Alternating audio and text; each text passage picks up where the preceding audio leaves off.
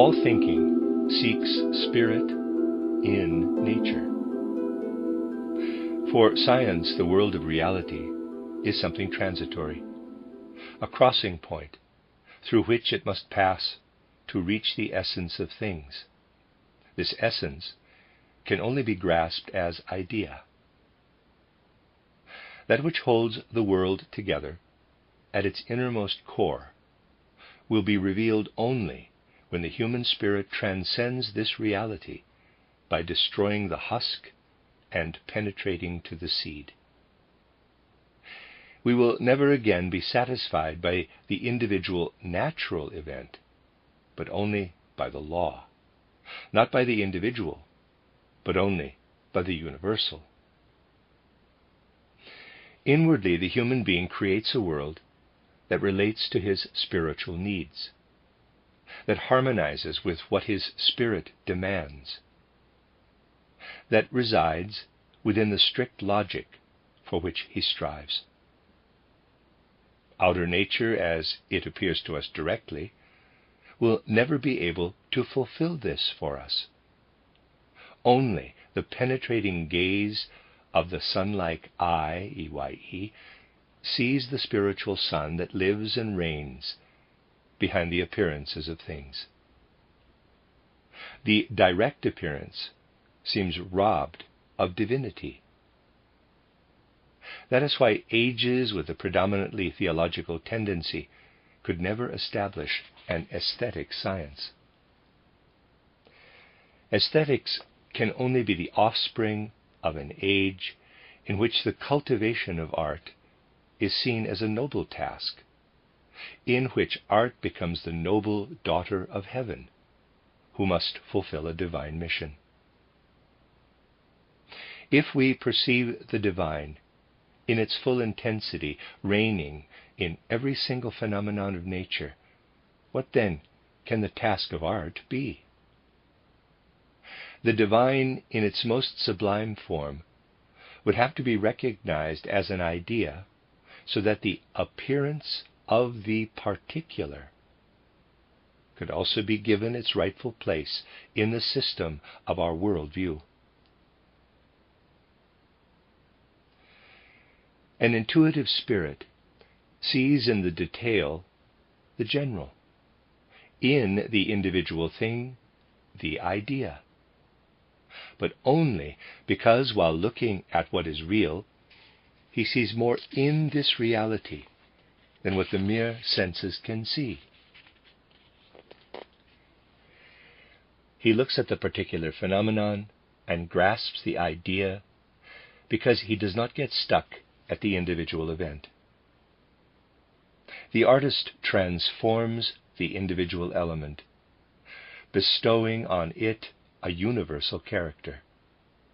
He changes it from something that is merely happenstance into a necessity, from something earthly into something divine. The task of the artist is not to give the idea a physical appearance, but rather to allow reality to appear in its ideal light.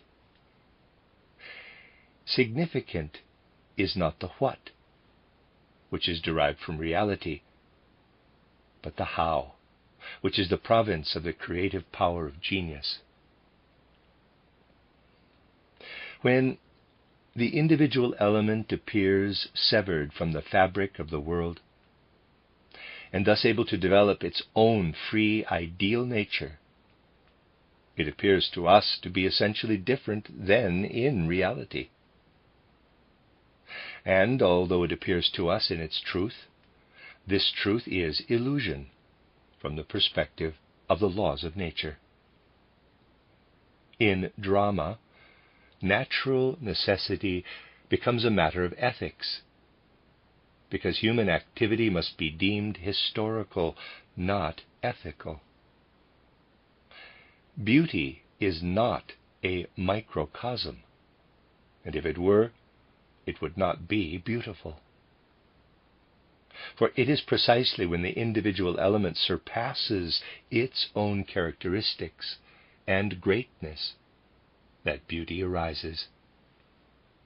We experience this as a perfection, which cannot lift us beyond the world, because it is simply self-evident there. End of notebook entry. Next essay entry, Goethe as father of a new aesthetics. Vienna, November 9th, 1888. Author's summary. Introduction to the second edition. This lecture, which here appears in its second edition, was held more than 20 years ago at the Goethe Society of Vienna. The following words are occasioned by this new edition. It has been found that during my time as a writer my views have changed.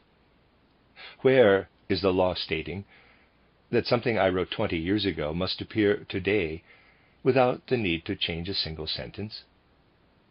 And if, especially in my spiritual, scientific, anthroposophical activity, someone were to note a change in my ideas, I would respond that in reviewing this lecture I find the ideas developed in it to be a healthy foundation for anthroposophy. Indeed, I even find that what is essential for a clear grasp of my ideas is specifically the anthroposophical way of thinking. A different way of thinking will hamper a conscious realization of the most important ideas. I have developed what stood behind my worldview 20 years ago in various directions. That is the significant matter at hand, not a change in my worldview. A few remarks which will be added for clarity as an appendage could just as well have been written 20 years ago. The question could now be raised as to whether the content of the lecture is still relevant today with regard to aesthetics. For in the last 2 decades, various contributions have been made in this field. I do believe that it is even more relevant than it was 20 years ago.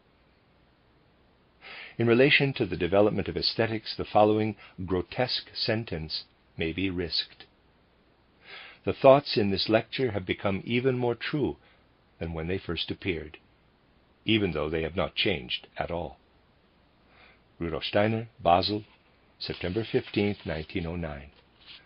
An overwhelming number of papers and essays have appeared in our time with the object of determining Goethe's relationship to the various branches of modern science and contemporary spiritual life. A mere listing of titles would likely amount to an impressive volume. This phenomenon stems from our increasing awareness of the fact that in Goethe we encounter a cultural factor with which we must reckon if we wish to participate in contemporary spiritual life. Ignoring this fact would, in this case, mean a rejection of the foundations of our culture, a stumbling about in the depths, without the will to raise ourselves up to the radiant height from which all the light of our education emanates. Only one who is able to connect at some point with Goethe and his time can achieve clarity about the path our civilization takes, can become conscious of the goals that contemporary humanity must set. Whoever does not find this relationship to the greatest spirit of our age is simply pulled along blindly by contemporaries. All things will appear in a new light if we observe them from the perspective that has been refined by this cultural source. As heartening as we may find the aforementioned striving of contemporaries to connect somehow with Goethe, it cannot be said that the manner in which this happens is favorable. All too often we find a lack of the impartiality that is necessary for a full immersion into Goethe's genius before settling into a stance of criticism. Goethe is considered outdated in many areas, only because his full significance is not recognized. We think we have far surpassed Goethe. But on the whole, it would be more appropriate to apply his comprehensive principles, his magnificent way of seeing things, to our current, more comprehensive scientific resources and facts. With Goethe, it is never a question of whether the results of his research are more or less in agreement with contemporary science, but of how he approached things. His results bear the stamp of his time. That is, they go as far as the scientific methods and experience of his time could reach. But his way of thinking, of formulating the problems, this is a lasting achievement to which we do the greatest disservice by treating it with condescension. And yet it is characteristic of our own age that the productive spiritual power of the genius seems almost meaningless. What else could be expected in an age that scorns any transcendence of physical experience, whether in the sciences or the arts? Mere sensory observation requires nothing more than healthy senses, and therefore genius is completely unnecessary. But true progress in both the sciences and the arts is never achieved through observation of this kind, or the slavish imitation of nature. Thousands upon thousands pay no heed to an observation until one person discovers, through the same observation, an amazing scientific law.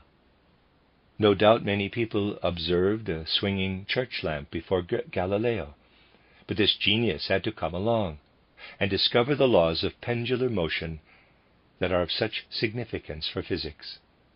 Quote, "Were the eye, EYE, not sun-like, how could we glimpse the light?" Close quote, exclaims Goethe. By this he means that only those who can see into the depths of nature have the necessary disposition and the productive strength to see in what exists more than mere outer facts. But we fail to recognize this. We should not confuse the enormous achievements we owe to Goethe's genius with the shortcomings inherent in his research as a consequence of the limited scope of experience in his day. Goethe himself characterized the relationship between his scientific results and the progress of science in a fitting image. He designated these results as pieces of a board game, with which he may have dared to go too far on the board, but from which the plan of the player ought to be recognized. If we take these words to heart, then in the realm of Goethe research the following lofty task arises. The research must always be traced back to Goethe's own tendencies. Whatever he himself provides as result may be taken as a mere example of how he sought to solve his great tasks with limited means. We must attempt to solve them in his spirit, but with greater means at our disposal and on the basis of our richer experiences. In this way it will be possible to fructify all branches of research that interested Goethe. Moreover, these branches of research will all bear a unified character, will all be aspects of a great and unified worldview. Purely philological and critical research, which would be foolish to dismiss, must find its continuation in this way. We must master the wealth of thoughts and ideas that exist in Goethe, and taking them as our starting point, we must develop them scientifically. My task here is to show how the developed principles can be applied to one of the youngest and most controversial sciences, namely aesthetics. Aesthetics, the science that concerns itself with art and artistic creations, is barely 100 years old.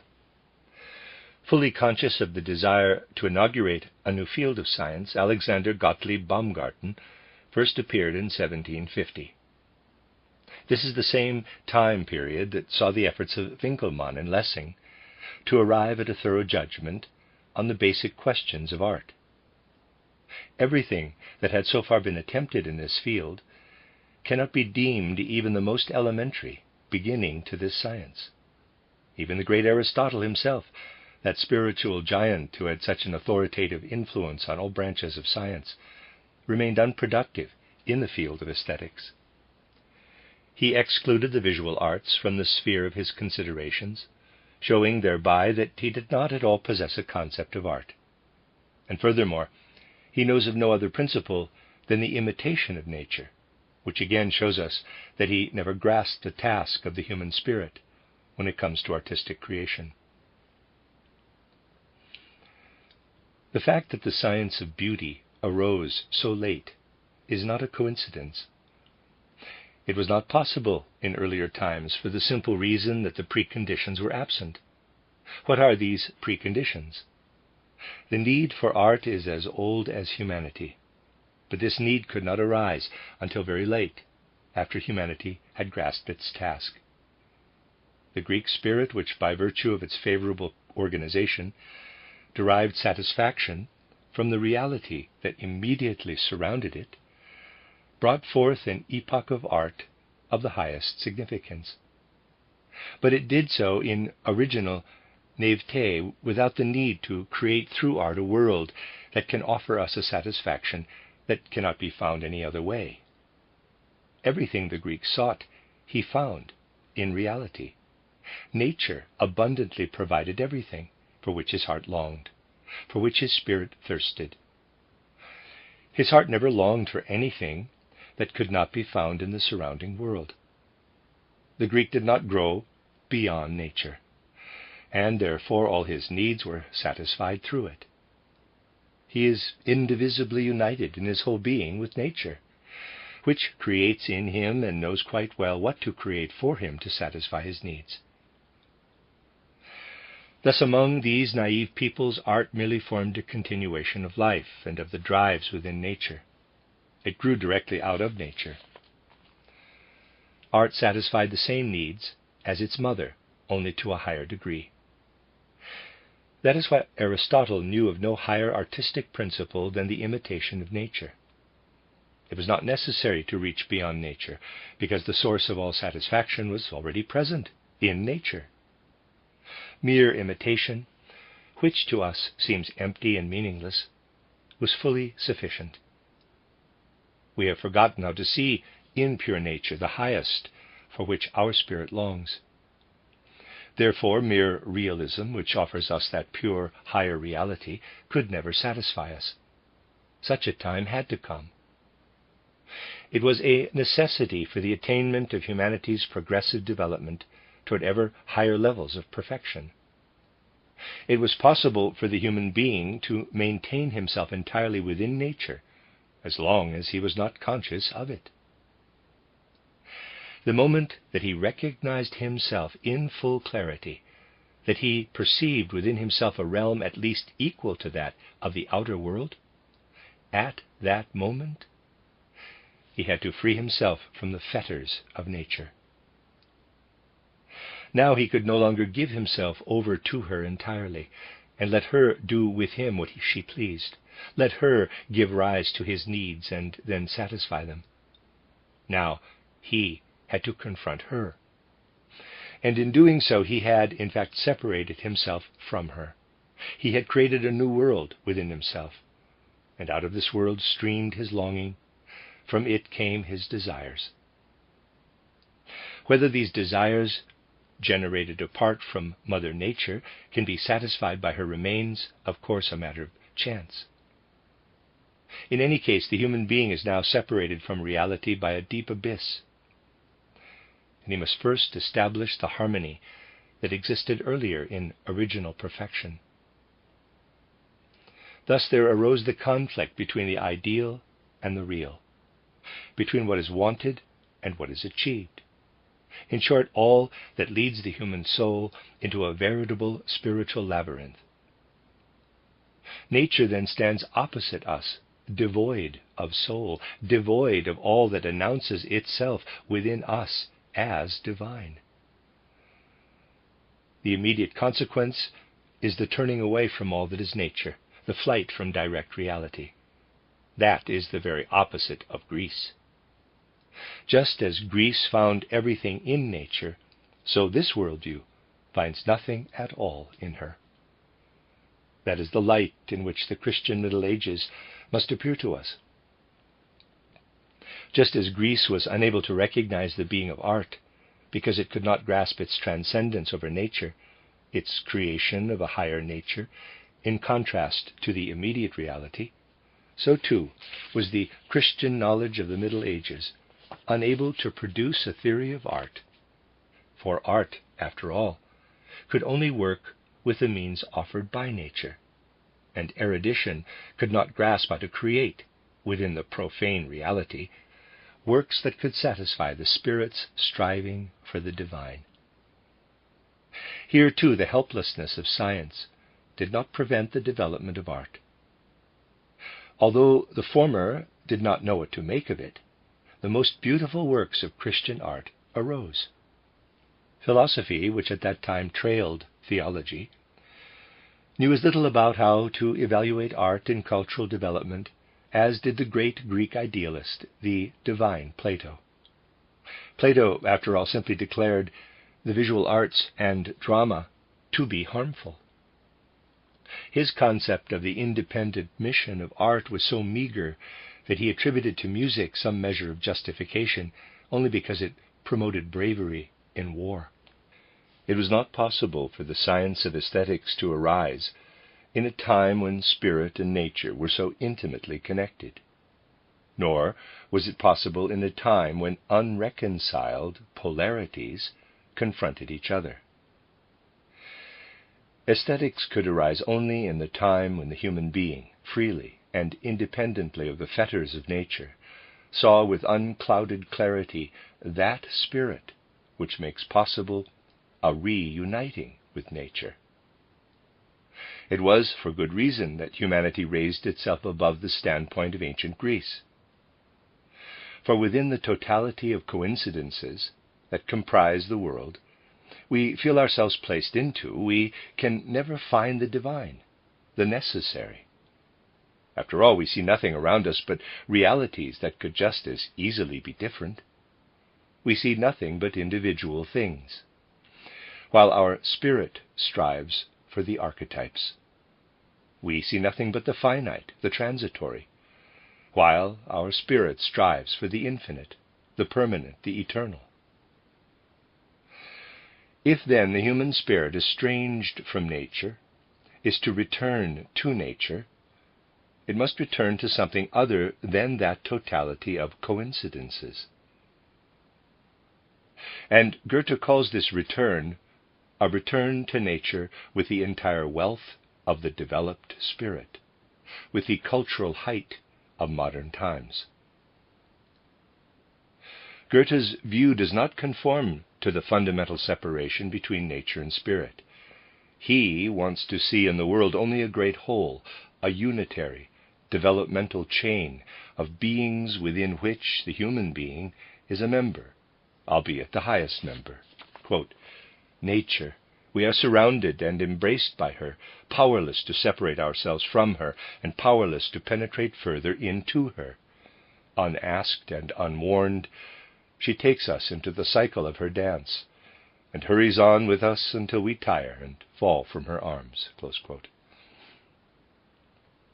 And in the book about Winckelmann, quote, "When the healthy nature of the human being works as a whole, when the human being feels himself as a grand, beautiful, worthwhile, and valuable whole, when harmonious comfort grants him a pure, free delight, then the entire world, could it but perceive itself, would jubilate upon arriving at its goal and admire the summit of its own becoming and being."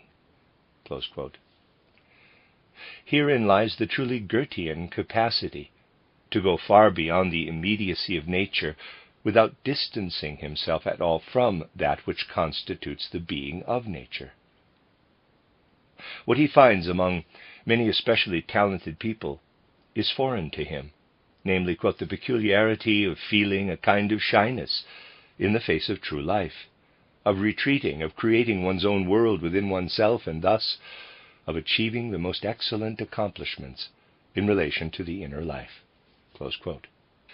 Goethe does not flee reality to create an abstract world of thought that has nothing in common with it. No, He penetrates more deeply into reality to discover its unchanging laws in its eternal transformations, in its becoming and movement. He confronts the particular in order to perceive the archetype in it. In this way, the archetypal plant, the archetypal animal, which are nothing other than the idea of the animal and the plant, arose in his spirit. These are not empty generalizations belonging to some gray theory. These are the essential foundations of organisms with a rich, concrete content, vivid and full of life.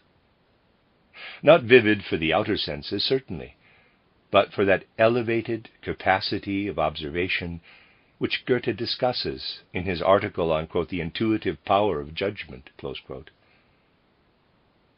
Ideas in the Goethean sense are just as objective as the colors and shapes of things, but they are perceptible only for those whose capacity for understanding is organized to that end, just as colors and forms are present for the sighted and not for the blind. If we approach what is objective without a receptive spirit, it will not reveal itself to us.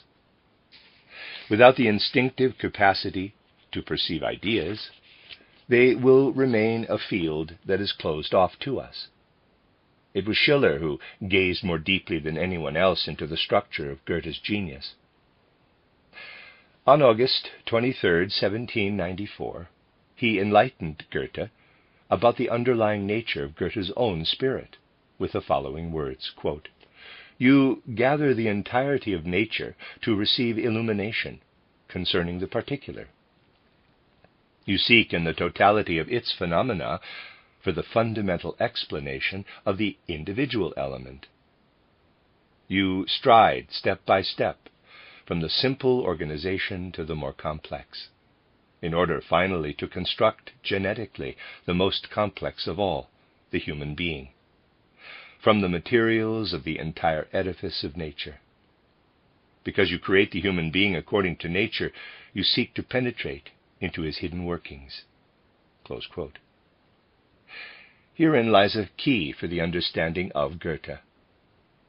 If we really want to rise up to the archetype of things, to the unchangeable within the eternally changing, then we ought not to consider what is finished, for this no longer corresponds entirely to the idea it expresses. We must go back to the becoming. We must eavesdrop on nature in its creativity. This is the meaning of Goethe's words in his essay, quote, "The Intuitive Power of Judgment," close quote. Quote, "If in the moral sphere we raise ourselves through belief in God, virtue, and immortality to a higher region, and thus approach the first primal being, so in the intellectual sphere it should also be the case that we may make ourselves worthy of spiritual participation in the creations of nature by observing its continual creativity. This remains true, even though at first I insisted unconsciously and out of an inner urge on the archetype and the typical." Close quote. Thus the Goethean archetypes are not empty schemes, but rather the driving forces behind the phenomena. This is the, in quotes, higher nature within nature, which Goethe wants to master. From this we see that a human being of higher cultural standing can in no instance come to a standstill before reality as it lies spread out before our senses. What binds the world together in its innermost core will be revealed to the human being only when the human spirit transcends reality, breaks the shell, and penetrates to the kernel. Never again can we find satisfaction in individual events, only in the laws of nature. Never again in the single individual, only in the universal. In Goethe this fact arises in the most complete form possible. Where he, too, leaves off is with the fact that reality, the single individual element, does not offer satisfaction to the modern spirit. For it is not in it, but beyond it, that we find what we recognize as the highest, what we revere as divine, what we call in science an idea. Whereas, on the one hand, mere experience cannot arrive at the reconciliation of these opposites, because it contains the reality but not the idea. On the other hand, science cannot achieve this reconciliation because it includes the idea but no longer contains the reality. Between these two, the human being requires a new realm, a realm in which the individual element, not the whole, represents the idea, a realm in which the individual element manifests itself in such a way that the character of what is universal and necessary already lives within it. In reality, however, such a world does not exist. Such a world must first be achieved by human beings. And it is this world that is art, a necessary third realm next to that of the senses and that of reason. Understanding art as this third realm is the task that aesthetics must set for itself. The divine, which natural things lack, must be implanted in them by the human being himself, and herein lies the high task that arises for artists.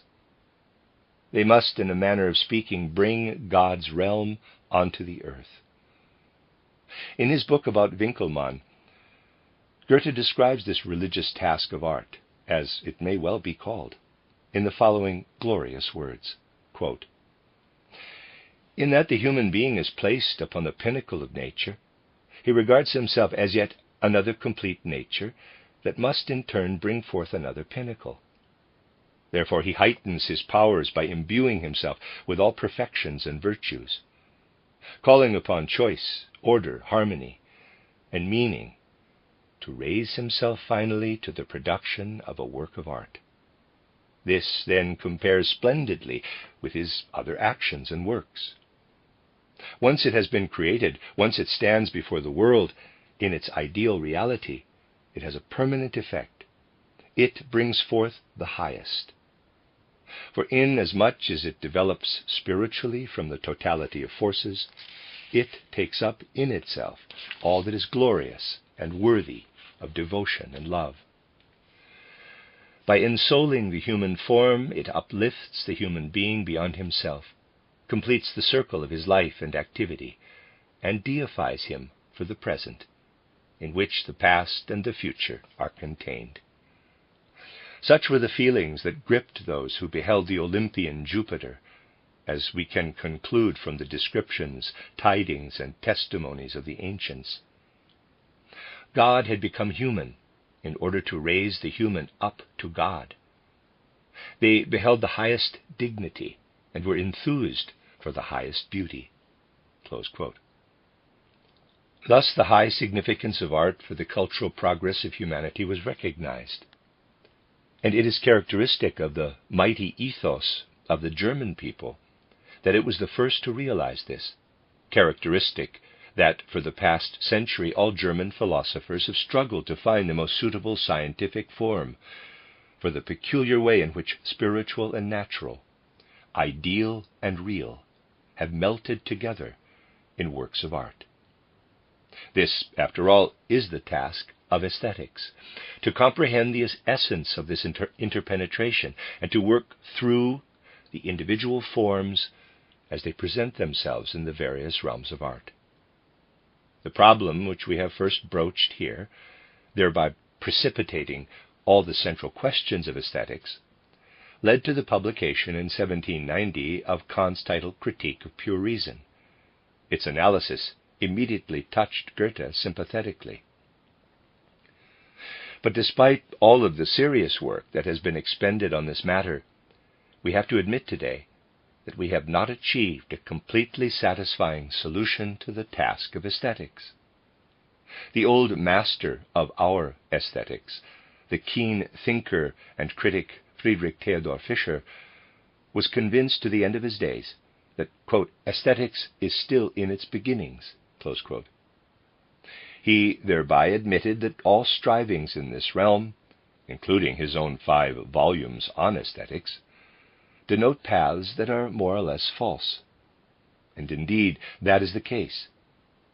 This can, if I may here express my own convictions, be traced back to the circumstance that Goethe's fruitful seeds in this realm remain unnoticed because he was considered unscientific. Had one noticed them, one would simply have developed the ideas that arose in Schiller when he considered Goethe's genius, and that appeared in his work titled On the Aesthetic Education of Man. These letters, too, are not considered scientific enough by the systematizing aestheticians, and yet they are among the highest achievements ever attained by aesthetics. Schiller builds on Kant. Kant was the philosopher who determined the nature of beauty from many perspectives. He first examines the reason for the pleasure we feel in the presence of beautiful works of art. This particular feeling of pleasure differs from all others. Let us compare it to the feeling of pleasure we feel when concerned with a utilitarian object. This is quite a different kind of pleasure. It is closely connected with our desire for the existence of the object. The desire for something useful disappears when that useful object is no longer present. The pleasure we experience through beauty is different. This pleasure has nothing to do with ownership or the existence of the object. It does not adhere to the object, but only to the idea of the object. That is why Kant calls the pleasure we feel in the presence of beauty something entirely uninfluenced by reality, something, quote, disinterested in pleasure, close quote. But the point of view that would therefore exclude utility from beauty would be false. That occurs only outwardly. And this raises the second explanation for beauty. Quote, it is formed from within, according to a purpose, but does not serve an outer purpose. Close quote. When we perceive some other thing in nature or some other product of human technology, then our intellect comes and demands usefulness and purpose. Nor will our intellect be satisfied before the question, quote, what for, close quote, is answered. In the beautiful, the, in quotes, what for, lies in the thing itself, and the intellect need not go beyond it. From here, Schiller continues. He does so by weaving the idea of freedom into the train of thought in such a way that the highest honor is paid to human nature. To begin with, Schiller sets up the polarity of two ceaselessly assertive human drives. The first is the so-called sense drive, German Stofftrieb, or the desire to keep our senses open to the inpouring outer world. A wealth of content enters us without our being able to influence its nature. In this case, everything occurs with unconditional necessity. Whatever we perceive is determined from without. We are unfree, subjugated, and must simply obey the command of natural necessity. The second is the form drive, German Formtrieb. This is nothing other than reason, which brings order and lawfulness into the confusing chaos of sense perceptions. Through its work, systematization joins experience. But here too Schiller finds that we are not free, for in this work reason is subjugated by the immutable laws of logic. Nature's necessity rules us in the former case, reason's necessity in the latter. Freedom seeks sanctuary from both. Schiller assigns freedom to the realm of art by invoking the analogy between art and the play of a child. What characterizes the essence of play? Things are taken from reality only to have their relationships altered arbitrarily. In this transformation of reality, the law of logical necessity is not decisive, as it is when, for example, we build a machine and must subject ourselves to the laws of reason. But instead it is only a subjective need that is served. The one who plays arranges things according to what pleases him. He disregards all manner of constraint. He pays no attention to natural necessity, for he overcomes its constraints by using the materials he is given completely according to whim. Nor does he depend on the need for reason, for whatever order he imposes on things is his own invention. In this way, the one who plays impresses on reality the stamp of his own subjectivity, in turn endowing it with objective validity. The separated activity of the two drives has ended. They have become one, and thus have become free. Nature has become spirit, spirit has become nature. Thus Schiller, the poet of freedom, sees in art a higher form of human play, and exclaims enthusiastically, quote, "The human being is entirely human only while playing, and he plays only when he is human in the full sense of the word." Close quote. Schiller calls the drive underlying art the play drive, German Spieltrieb. It produces in artists works that, in their sensory existence, already satisfy our reason, and whose intellectual content is simultaneously present as sensory existence.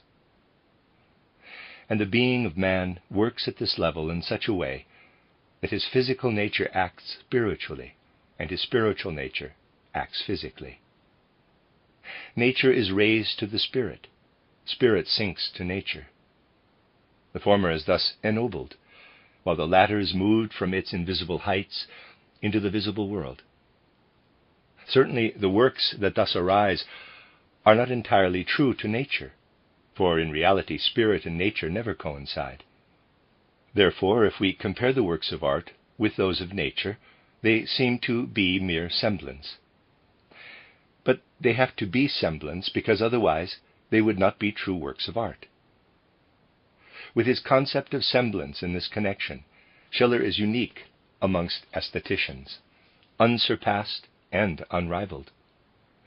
This is where further work should have been carried out, where the hitherto one-sided solution to the problem of beauty, which relies heavily on Goethe's observations of art, should have been expanded. Instead, Schelling appears on the scene with a completely erroneous, fundamental view, and instigates an error from which German aesthetics never again recovered.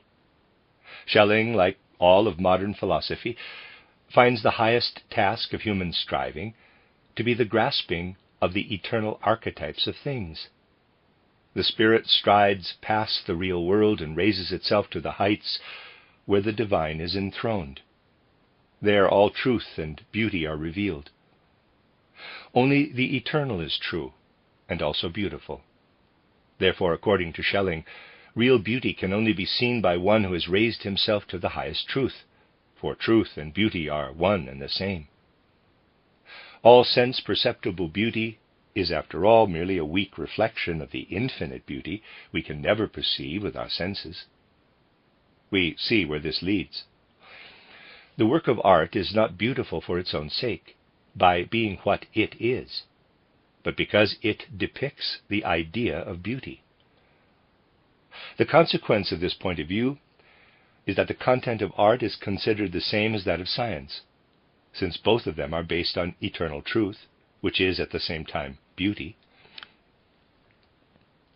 For Schelling, art is merely science that has become objective. What matters is that from which our pleasure is derived, namely the expressed idea. The sensory picture is merely the form in which the supra-sensory content is expressed. In this regard, all aestheticians follow Schelling's idealistic direction. I really cannot agree with Edward von Hartmann, the most recent historian and systematizer of aesthetics, that Hegel essentially surpassed Schelling. I mean as regards this issue, for there are many other areas where Hegel towers above him. Indeed, Hegel says, quote, "Beauty is the sense-perceptible semblance of the idea." Close quote. Thus, he too admits that what matters for him in art is what he sees in the expressed idea. This becomes even clearer in the following words, quote, "The hard shell of nature and the ordinary world make it more difficult for the spirit to penetrate through them to the idea than works of art do." Close quote. Surely this very clearly says that the goal of art is the same as that of science, namely to penetrate through to the idea. Art merely seeks to make manifest what science brings to expression directly in thought form. Friedrich Theodor Fischer calls beauty, quote, "the appearance of the idea," close quote, and thereby equates the content of art with truth. One can object, however one wishes. The fact remains that whoever has seen the essence of beauty in the expressed idea can never again separate beauty from truth. Then it is no longer apparent that art has a task independent of science. By means of thinking and without the obstructive haze of the senses, we then experience in a pure, unclouded form what art offers us. Only by means of sophistry can we ignore, from the perspective of this aesthetic theory, the actually compromising conclusion that allegory in the visual arts and didactic poetry in the poetic arts are the highest forms of art. This aesthetic theory cannot comprehend the independent significance of art, and thus it has proven itself to be unproductive. Yet we should not go too far, and in consequence abandon all striving for an aesthetic theory free of contradiction. And those who want to have all of aesthetics subsumed by art history do indeed go too far in that direction. This science, if it does not rely on authentic principles, can then be nothing but a gathering place for collected notes about the artists and their works, which will include more or less intelligent remarks. These, however, will be entirely worthless, as they will originate in a random subjective reasoning. On the other hand, by attributing something like a physiology of taste to aesthetics, one has corporealized it. By examining the simplest, most elementary cases in which we experience pleasure, and then rising up to ever more complicated cases, one wants to oppose the, quote, aesthetic from above, close quote, with an, quote, aesthetic from below, close quote. This is the path that Fechner pioneered in his introduction to aesthetics. It is truly beyond comprehension that a work such as this could find adherents among a folk that produced someone like Kant. Aesthetics is to originate in a feeling of pleasure, as if every feeling of pleasure were already aesthetic, and as if the aesthetic nature of an experience of pleasure could be distinguished by anything but the object that caused it. All we know is that pleasure is an aesthetic experience when we recognize the object as beautiful, for psychologically, pleasure does not distinguish itself aesthetically from anything else. It is always a matter of recognizing the object. By what means does an object become beautiful? That is the basic question of all aesthetics. By starting from Goethe, we will come closer to the answer than did the, quote, aestheticians from below, close quote. Merck once characterized Goethe's work with the following words, quote, "Your striving, your undeviating goal is to give poetic form to reality. Others seek to make real the so-called poetic or imaginative, which results in nothing but nonsense," close quote. This more or less echoes Goethe's words in the second part of Faust. Quote, "Consider what? But even more consider how," close quote. This speaks clearly to what is important in art, not the incarnating of the supersensory, but a transformation of the sensory real. Reality ought not to descend to a mere means of expression. No, it ought to remain fully independent, only it must acquire a new form, a form through which it satisfies us. If we lift any particular detail out of its environment and look at it in its detached position, much will become incomprehensible for us. We cannot harmonize it with the concept, the idea, which we must by necessity regard as its foundation. Its creation in reality is not merely the consequence of its own lawfulness, but the adjoining reality directly co-determines it. Only if the thing were able to develop independently and freely, uninfluenced by other things, would it live according to its own idea. This idea, at the foundation of the thing, which is in reality hindered in its free development, must be taken up by the artist and developed. He must find the point in the object out of which the thing can develop its most perfect form, a form that it could not develop alone in nature. Indeed, nature holds back from fulfilling its full intention in every individual thing. Next to this plant, it creates a second, a third, and so forth. None of them bring the complete idea to life concretely.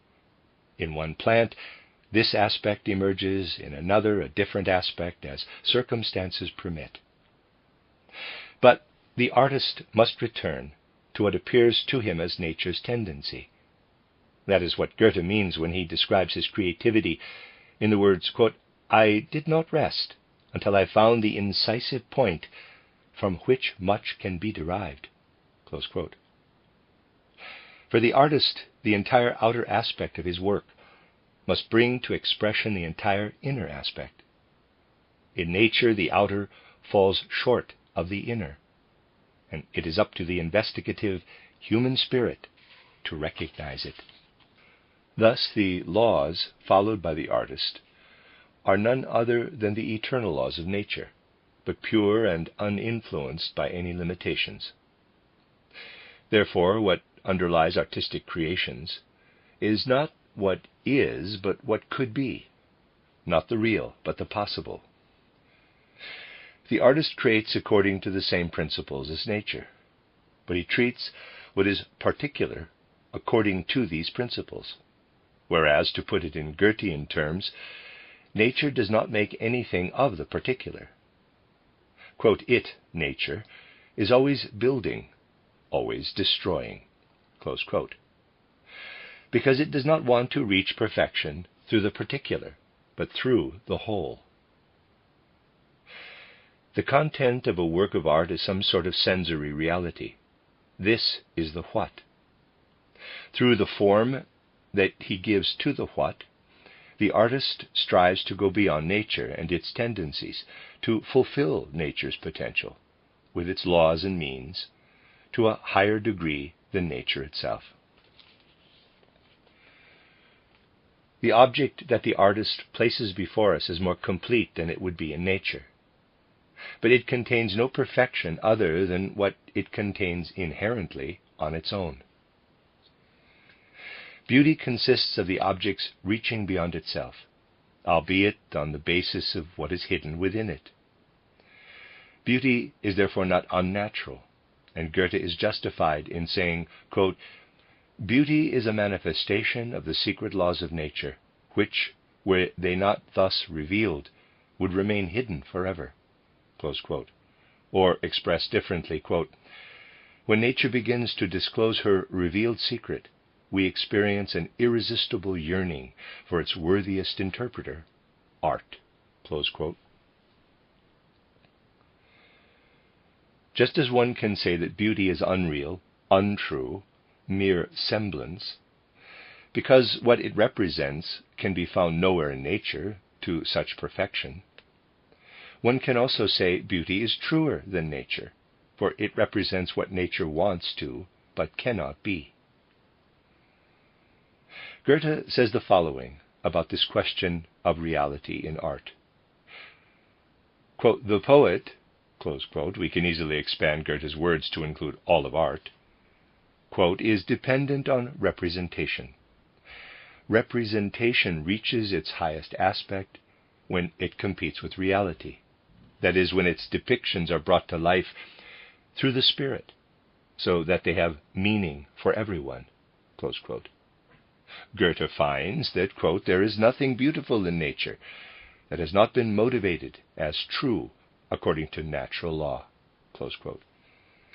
And we find the other side of semblance, the surpassing of the being through itself, expressed as Goethe's view in Title Maximus and Reflections, quote, "The law of vegetable growth appears in its highest form in the blossom, and the rose would simply be the pinnacle of this appearance. The fruit can never be beautiful, for there the law of vegetable growth recedes back into itself, into mere law." Close quote. Here we have it in full clarity. Beauty occurs where the idea develops and unfolds, where we immediately perceive the law in the outer phenomenon. On the other hand, where the outer phenomenon appears formless and lumpy, because it does not reveal anything of the law underlying the growth of the plant, that is where nature's capacity for beauty reaches its limit. Therefore the same proverb continues, quote, "The law that manifests itself in the phenomenon with the greatest freedom, according to its own conditions, brings forth objective beauty, which must indeed find subjects worthy of grasping it." Close quote. In his Conversations with Eckermann, Goethe expresses his view most decisively in the following utterance. Quote, "Certainly, the artist must copy nature's details truly and devotedly. Only in the higher regions of artistic activity, where a painting actually becomes a painting, does he have free rein, and may here even permit himself the use of fictions." Close quote. Goethe thus designates the highest task of art, quote, "to give through semblance the illusion of a higher reality."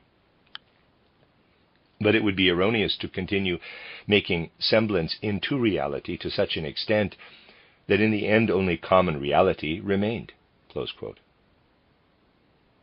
Let us now ask ourselves why artistic objects elicit pleasure.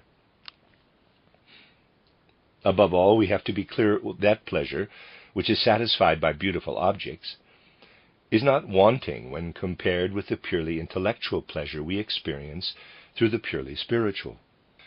Whenever the task of art is sought for in the satisfaction of lower pleasures or in mere amusement, it always signifies a decided decadence of art.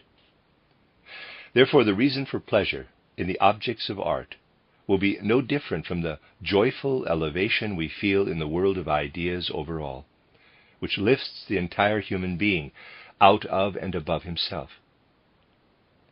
What then gives us such satisfaction in the world of ideas? Nothing other than the inner heavenly tranquility and completeness that it bears within itself. No contradiction, no dissonance stirs in the thought world that arises in our own inner being, because the world is infinite. Everything that makes this picture complete is inherent in it. This innate completeness of the world of thought is the reason for our being uplifted when in its presence. If beauty is to offer us a similar elevation, then it has to be fashioned according to the pattern of the idea. And this is something quite different from what the German idealizing aestheticians want. Instead of being the, quote, idea in the form of the sensory appearance, close quote, it is quite the contrary, the, quote, sensory appearance in the form of the idea, close quote. The content of beauty, which always consists of the same fundamental substance, is always something real, something absolutely real, and the form of its appearance is what is ideal. We see that the truth is just the opposite of what the German aesthetic says it is. For this aesthetic simply turned things upside down. Beauty is not the divine in a sensory real garment. No, it is the sensory real in a divine garment. The artist does not bring the divine to earth by letting it flow into the world, but by raising the world up to the sphere of the divine. Beauty is semblance because it conjures up before our senses a reality that as such represents an ideal world. Consider what, but even more, consider how. For in the how lies what is important. The what remains in the sense world, but the how of the occurrence becomes something ideal. Wherever this ideal manifestation in the sense world best appears, there too will the dignity of art appear the most. About this, Goethe says, quote, "The dignity of art appears perhaps most eminently in music, because it has no substance that must be accounted for. It is entirely form and content, and it exalts and ennobles everything it expresses." Close quote. But the aesthetic theory, based on the definition, quote, "Beauty is a sensory reality that appears as though it were an idea," close quote, does not yet exist. Such an aesthetic theory must still be created. It can absolutely be designated as the, quote, "aesthetic theory of Goethe's worldview," close quote. And that is the aesthetic theory of the future. Even Edward von Hartmann, one of the most recent revisers of this aesthetic, who created a truly exceptional work in his title Philosophy of the Beautiful, pays homage to the old error that the content of beauty is the idea. He correctly says that the fundamental concept from which any science of beauty must stem is the concept of the aesthetic semblance. True. But is the semblance of the ideal world as such ever to be considered as semblance? The idea, after all, is the highest truth. Whenever it appears as the highest truth and not as semblance. But it is truly a semblance when what is natural, individual, appears in the clothing of the eternal and imperishable, fitted with the character of the idea. For reality falls short of this. Taken in this sense, the artist appears to us as the continuator of the world spirit. The former continues with creation there where the latter relinquishes it. The artist appears to us as intimately related to the world spirit, and art appears as the continuation of natural processes. In that way, the artist raises himself up above the common and real aspects of life and raises us up to his level when we deepen our relationship to his work. He does not create for the finite world, but grows beyond it. In his poem, titled The Artist's Apotheosis, Goethe allows his point of view to be uttered by the muse, who addresses these words to the artist. Quote, "So doth the hero mightily inspire his equals through the chain of centuries. The heights a noble spirit can attain may not be mastered in life's narrow span. Hence also after death his soul continues, not less creative now than when he lived. The noble deed, the beautiful idea, strives deathless on, as mortally it strove. So thou, the poet, too, livest through unmeasured time, in fields of immortality sublime." Close quote. In this poem, Goethe's thoughts on what I may call the cosmic mission of the artist are brought aptly to expression. Who else besides Goethe ever grasped art so profoundly? Who else ever knew to honor art with such dignity? Quote, "The high works of art, brought forth by humans according to true and natural laws, are also the highest works of nature. Everything arbitrary and imagined disintegrates. There is necessity. There is God." Close quote. So saying, he surely expresses sufficiently the utter depth of his views. An aesthetic theory, in accordance with his spirit, can surely not be a bad thing. And this will no doubt also be the case for many other fields of our modern sciences. When Walter von Goethe, the poet's last heir, died on April 15, 1885, and the treasures of the Goethe house became accessible to the nation, there were probably many who shrugged at the zeal with which the scholars scrutinized the tiniest detail of Goethe's estate, handling it as a relic, which, as far as research was concerned, was not to be disdained. But Goethe's genius is inexhaustible and cannot be taken in with a single glance. We can only come closer to it by approaching it from various perspectives. Even details that seem worthless, when taken individually, gain in meaning when we consider them in relation to the comprehensive worldview of the poet. His being, his tendencies, from which everything in him springs, and which denote a high point for humanity, will appear before our souls only if we survey the full riches of his utterances. Only when this tendency becomes the common property of all those who strive spiritually, when it becomes a general belief that we must not only understand Goethe's worldview, but that we must also live in it as it lives in us, only then will Goethe have fulfilled his mission. This worldview must become a sign for all members of the German people, and far beyond, in which they encounter and recognize each other in a common striving. That's the end of the lecture. I'm going to add these comments from page 4F. Aesthetics as an independent science is meant here. Of course, one can find expositions by leading thinkers of earlier times about the arts. But an historian of aesthetics could discuss all of this only in a manner appropriate to the discussion of the philosophical striving of humanity, before the actual beginning of philosophy, which starts in Greece with Thales. Page 7 and 8. It might be noticed that in these descriptions the following is said: thinking in the Middle Ages finds nothing at all in nature. In opposition, one could mention the great thinkers and mystics of the Middle Ages.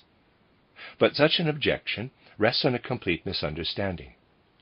What is said here is not that thinking in the Middle Ages would not have been able to construct concepts about the meaning of perception and so forth, but only that at that time the human spirit was turned toward the spirit as such, in its archetypal form, and felt no inclination to come to terms with any detailed facts of nature.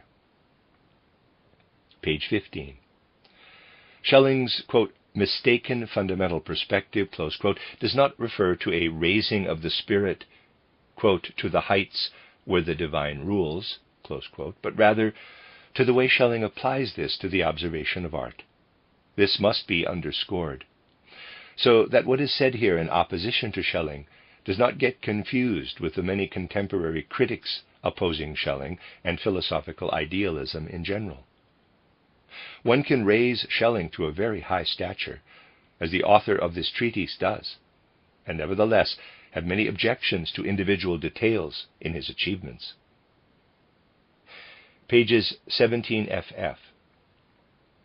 The sensory reality of art is transfigured when it appears as if it were spirit. In this respect, creating art is not the imitation of something already in existence, but, springing from the human soul, a continuation of the world process. Mere imitation of nature creates just as little that is new as does pictorializing the already present spirit. A strong artist is not one who impresses the viewer with a faithful rendering of reality, but one who compels the viewer to accompany him when his creativity carries on the world process.